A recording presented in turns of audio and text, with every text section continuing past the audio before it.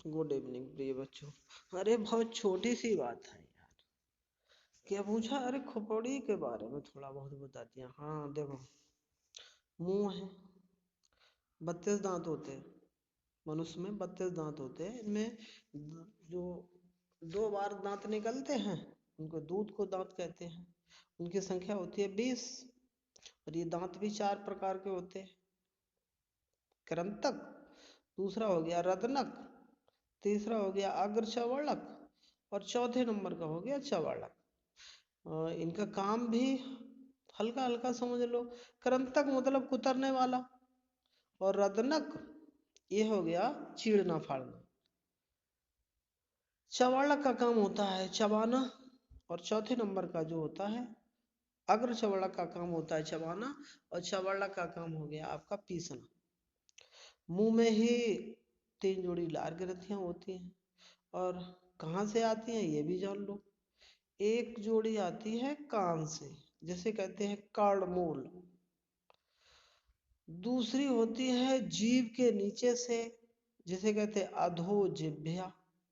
तीसरी होती है हनु, ये थोड़ी के नीचे से, इसे कहते हैं अधोहनु। तो ये एक एक जोड़ी 3 जगह से निकलती है, तो इनका 3 जोड़ी हो गई 6 लार ग्रंथियां। और इनसे बनता क्या है? एंजाइम। वो एंजाइम कौन सा होता है? टाइलिन। क्या पचाता है? जैसे मंड है, स्टार्च है, कार्बोहाइड्रेट जो ज़्यादा जटिल नहीं होते हैं उनको ये मुंह में ही पचा देते हैं। तो कभी कभी जैसे चावल है और कोई चीज़ मंड वाली, जब हम कोई चीज़ खाते हैं तो कहते हैं बहुत जल्दी पच गई। इसके बाद में आपकी आँखें, इनका भी महत्वपूर्ण काम है देखने का। लेकिन इनकी एक एक वो होती है अवशेषीय अंग, इनमें भी पाया जाता है, जो निवेशक पटल झिल्ली है, कोने में लगी होती है साइड पे। इसका काम क्या, पहले क्या था? जैसे जब पलकें नहीं होती थी तब इसका काम था, जैसे कोई खतरा है, कूड़ा करकट कहीं से बाहरी आक्रमण हो रहा है, तो ये तन जाती थी, और तनी ही चीज पर बाहर से कोई चीज आए तो फिर प्रभाव नहीं डालती थी। चेहरा, चेहरे में 14 हड्डियां होती हैं, खोपड़ी में 8।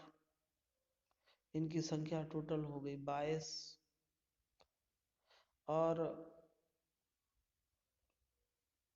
जो मस्तिष्क है उसके भी 3 भाग हो जाते हैं, अगर मस्तिष्क और मध्य मस्तिष्क, और पीछे वाला हो गया पश्च मस्तिष्क। मध्य मस्तिष्क है, ये भाग विकसित नहीं होता है। आगे वाला और पीछे वाला इसे थोड़ा दबा लेता है, इसके लिए कम जगह होती है। इसका काम ज्यादा नहीं है संतुलन बनाना। पश्च मस्तिष्क का पीछे सबसे बड़ा काम होता है शरीर का संतुलन बनाना। अग्र वाला मस्तिष्क है ये ज्यादा महत्वपूर्ण होता है। इसके भी 3 भाग हो गए, प्रमस्तिष्क हो गया, और डाइएन्सेफेलॉन हो गया, और ग्रहण पिंड हो गया। अब जैसे कहते हैं छोटे बच्चे कहते हैं हमारी खोपड़ी में ना मारो, मगज है, ये दिमाग कम हो जाएगा। तो सही बात है, अगर मस्तिष्क में ही सोचना विचारना ये सारा काम होता है, ये प्रमस्तिष्क में। और अनैच्छिक क्रियाओं का नियंत्रण एवं नियमन डाइएन्सेफेलॉन, और पीछे रीढ़ की हड्डी होती है उससे होता है। और जो घ्राण पिंड है, जैसे हम लोग गंध का अनुभव करते हैं, दुर्गंध आ रही है, सुगंध आ रही है, ये घ्राण पिंड होता है। वो नाक के द्वारा जब हम सुगंधित कोई चीज अनुभव करते हैं तो घ्राण पिंड ही होता है।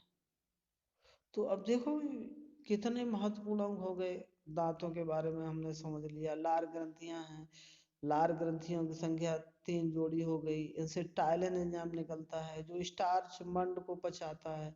आँख है, निवेशक पटल झिल्ली इसमें लगी होती है, पहले थी, अब ये अवशेषीय अंग है। खोपड़ी है, 8 हड्डियां होती हैं। चेहरे में 14, टोटल 22 हड्डियां हो गई।